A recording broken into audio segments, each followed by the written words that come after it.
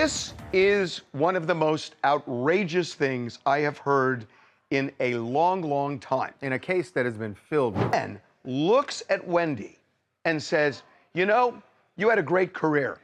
Your career is over. It is never coming back. You're done. Why would a judge... What if the man who spent 2 decades living off Wendy Williams' paycheck, driving her cars, sleeping in her houses, and bankrolling a whole second life with his other partner, is the one now staring down foreclosure notices and unpaid credit cards, while Wendy, even under guardianship, slowly pulls her power back? We are looking at a financial revenge story that does not come from a courtroom twist or a surprise contract, but from the one thing Kevin Hunter never thought would happen. The Wendy Williams money machine stopped in 2022. And with it, the entire fantasy life he had built around himself began to collapse. According to court documents and multiple reports, his monthly support checks from Wendy, once reported at around $250,000 a month in support and lifestyle coverage, stopped around February 2022, right as her talk show was canceled, and her bank, Wells Fargo, moved to freeze her accounts and push for a guardianship on the grounds that she was of unsound mind. It happened, you know, the banks froze everything up. Yeah. He was not in a position to pay $10,000 a month on a apartment. From that moment, the story turns into a financial autopsy. For years, Kevin's stability was directly tied to Wendy's production schedule, syndication deals, and live tapings. And when she stopped appearing on air in mid-2021 and the show officially ended in 2022, the divorce agreement's fine print kicked in. The severance-style support he was receiving was set to end if her earned income dropped below a certain threshold, and filings later showed she only received tiny residuals after the show wrapped, a lump of just under $2,000 in February 2022 and under $100 the following January. Yet Kevin kept living and spending as if those Fox checks and production fees would magically restart, which meant that by late 2022, he was already in front of a New Jersey judge, arguing that the pause in his payments was extremely emergent because he could not keep up with his monthly obligations. I mean, I take accountability for my actions, you know, for what's obviously out there. We can see the gap between the life he presented and the reality in those filings. In one case, Kevin told the court he had fallen behind on most of his bills, including his homeowner association fees for the gated Florida community where he and Sharina, the woman he left Wendy for and started a new family with, had been living in a lakefront multi-bedroom house purchased during the peak of Wendy's daytime reign. The association fee was roughly $600 a month, a tiny fraction of what he once took in from Wendy's show. Yet, the paperwork shows he still let it slide to the point of legal action and foreclosure warnings. Around the same time, separate documents and local coverage captured him selling off assets that once symbolized his power, including luxury cars and even a rare mid-2000s sports model worth well into 6 figures, turning them into quick cash through a company that lets clients borrow against expensive toys. An inordinate amount of people that took advantage of my absence, you know, and her vulnerability at the time. The context makes this more than just a man who mismanaged a settlement. This is the same ex-husband who had allegedly used his strong credit during the marriage to buy property that friends say doubled as staging grounds for his long-term affair, and who once moved through Wendy's set in designer furs and high-end vehicles, like the studio was his personal showroom. During the late 2010s, staff at the Wendy Williams show watched him arrive in a green performance car, walk the halls with a bottle in hand, and act as both executive producer and enforcer, even though he had no traditional television experience before tying himself to her career. Behind the scenes, it was an open secret that he controlled not only her work life, but also her personal circle, limiting who could get close to her while he maintained a separate household with Sharina. All of that swagger depended on a single revenue source, Wendy hosting that show. Once that revenue stream vanished, Kevin went on the offensive instead of downsizing. In 2022 and 2023, while Wendy was being moved into court-appointed guardianship and a high-end facility in New York, he began shaping a public narrative that she was the true victim of financial exploitation. He argued that Wells Fargo, the judge, and her guardian had trapped a capable woman in what he called fraudulent bondage, and that the same system freezing out her family was responsible for his own troubles. Then, in 2025, he escalated that strategy into a $250 million federal lawsuit that named 48 defendants, including her guardian, the bank, the assisted living facility, and even the judge overseeing her case, claiming they had violated her constitutional rights and cost her tens of millions in lost income. The judge in the guardianship read Alex Finney the Riot Act, threatened her and said, "You're talking," making an accusation that she's talking to the media, And if you continue doing it, I'm going to do this to you, I'm going to do that to you. There is a gag order in this case. I can tell you that the judge has scared a lot of people in this. On paper, that lawsuit is framed as a crusade to free Wendy and recover her alleged lost earnings. But when we read between the lines, we see a man attempting to reposition himself as her protector at the exact moment his own accounts are in chaos. The filing asks not to end her guardianship entirely, but to replace her current guardian with a new one, and to appoint Kevin himself as her next friend, a legal role that would let him speak and act on her behalf in court. At the same time, he continues to demand back support, claiming he has not been paid for nearly 2 years, even as her guardian counters with a complaint seeking the return of more than $100,000 in alleged overpayments that slipped out via an automatic transfer function before the bank fully locked things down. While these big numbers are being thrown around in federal court, the day-to-day picture of Kevin's finances looks far more fragile. Separate from the support fight, a major bank has sued him over a personal credit card balance of just over $20,000, saying he simply stopped making minimum payments and ignored multiple notices. In another case, the association governing his Florida development took him to court over a few $100s in unpaid assessments that piled up into a lien, a move that can quickly escalate into foreclosure if not addressed. Each of these amounts would have been negligible back when he was reportedly pulling in tens of thousands a month from Wendy's income. Now, they are showing up as red flags in court records and gossip coverage. Meanwhile, the house that once symbolized his fresh start with Sharina, the same property where she shot polished cooking videos in a gleaming open kitchen for her vegan-focused brand, has quietly been listed and sold for around $1.2 million. Insiders familiar with the couple's situation say this was not just a real estate choice, but a forced liquidation after the legal fees, lost support, and consumer debts started closing in. From there, observers began noting another shift: Sharina's gradual digital erasure of Kevin. Social media watchers pointed out that posts featuring him disappeared or were buried, while her online presence pivoted hard into plant-based recipes, wellness content, and promotion of a national cooking competition, where she was in the running to win a $25,000 prize and a feature in a mainstream magazine. That competition detail matters for what it implies. I am so excited to introduce you guys these pancakes with only 3 ingredients. Baby, when I tell you these things gonna be so For a woman who once enjoyed a lifestyle underwritten by Wendy's talk show checks, designer bags, travel, and a large home in a gated community, a contest offering a mid-5-figure payout suddenly looks like a meaningful opportunity, not a side challenge. Industry sources say Kevin has now removed most references to Sharina from his own pages as well, even as he continues to mention her business successes when it suits a narrative of stability.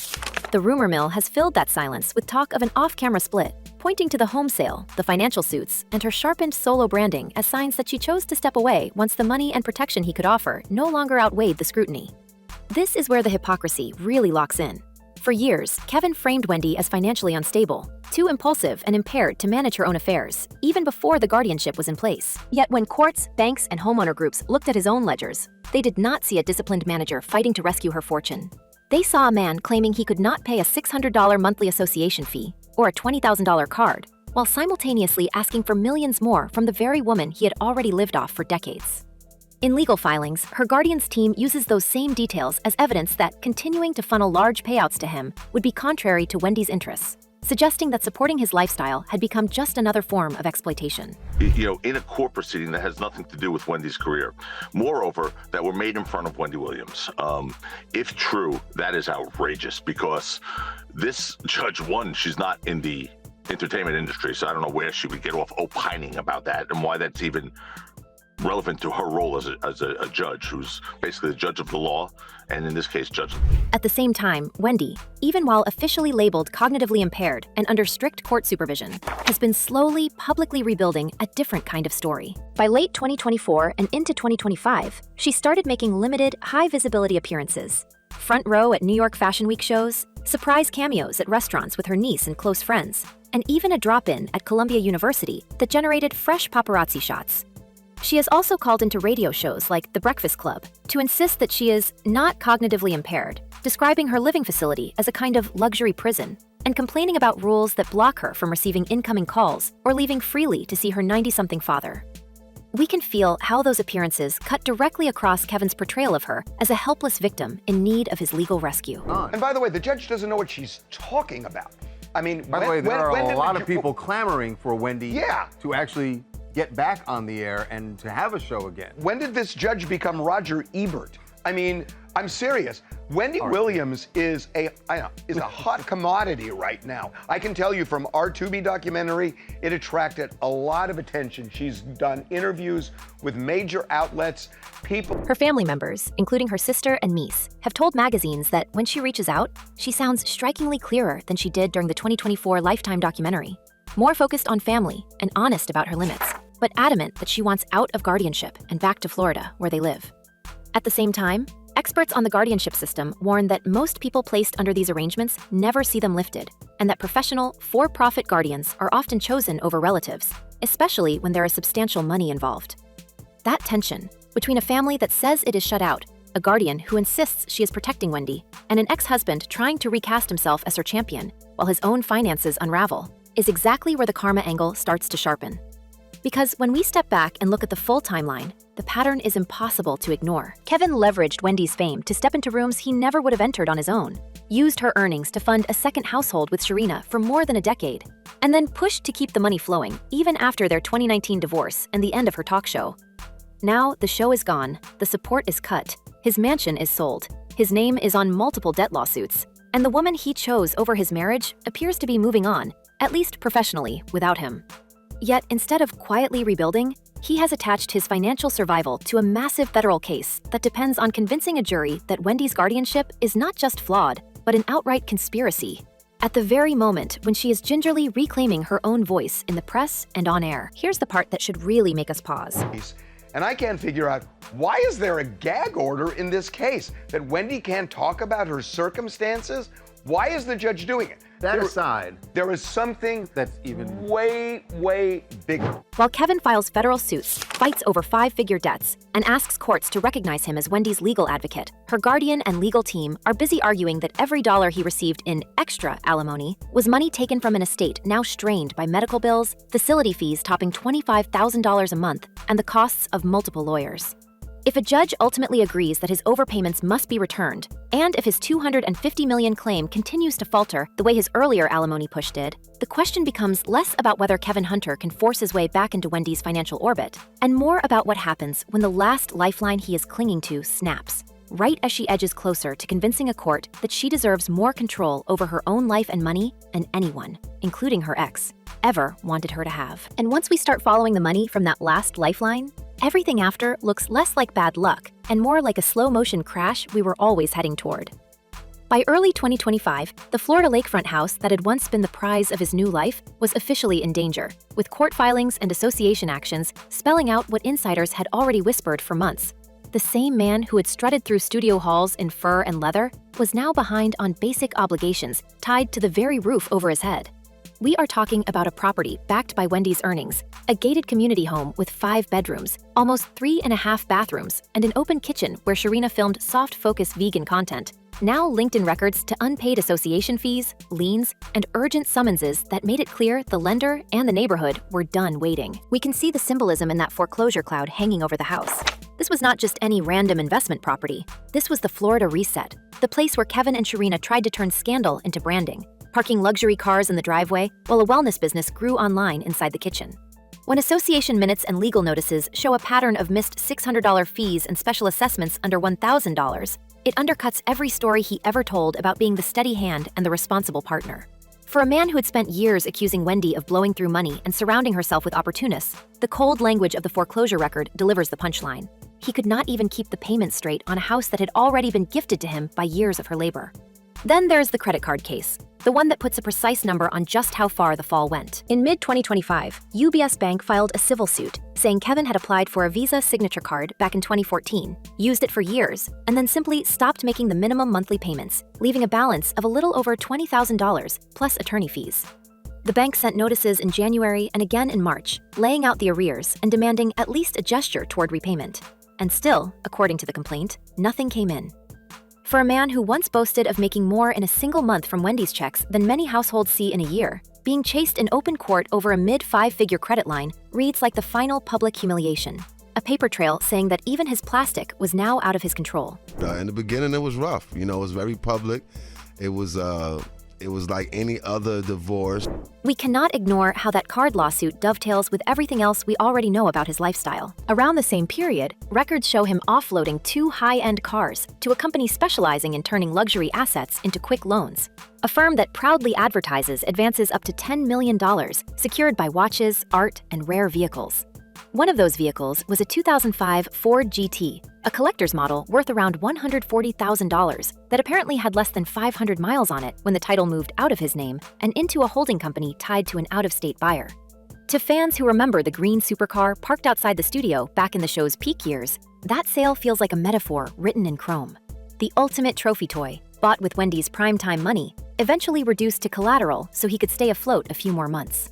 When we line those details up, the pattern is brutal. A luxury house leveraged to the edge, association fees ignored, consumer credit pushed until the bank sues, and rare cars traded for quick cash instead of being preserved as long-term assets. Industry insiders who watch this from a distance say it confirms what they suspected all along. Kevin never built a separate empire of his own. He built a showroom powered by Wendy's direct deposits. Once those deposits stopped in February 2022 and the guardianship shut down the easy transfers, there was no backup plan. Only a series of short-term plays to keep the image alive. The UBS complaint, the HOA summons, and the title transfers on the Ford GT are simply the receipts. Legally, the turning point came when a New Jersey judge weighed his plea to restart the alimony and essentially told him, in polite court language, that this was no longer Wendy's problem. He'd argued that the pause in his payments had left him behind on car insurance, credit cards, and daily bills, framing the situation as an emergency and pointing to the guardianship as the villain that cut him off. But the ruling dismissed that narrative and ordered the parties into binding arbitration instead, signaling that the court was not going to order a disabled former talk show host to rescue an able-bodied ex who had already received generous support for years. For viewers who remember his swagger during the divorce, that moment lands like a legal mic drop. The system he once tried to use as a weapon to pry more money out of her now reads his hardship and shrugs. So now we are left with a picture that feels almost too on the nose for a daytime plot twist. The ex who spent 2 decades attached to Wendy's fortune stands in 2025 facing a potential foreclosure, consumer debt lawsuits, and a federal case that looks more symbolic than winnable. While she, even from a facility she calls a luxury prison, is passing evaluations, reclaiming front-row seats at fashion shows, and slowly rebuilding her public voice.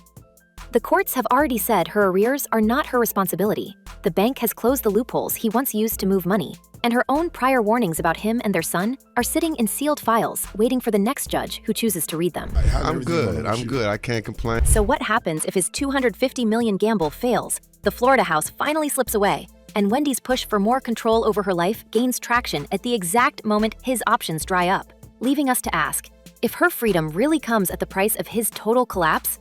Are we watching justice served, cosmic timing, or the brutal bill for years of greed finally coming due in real time?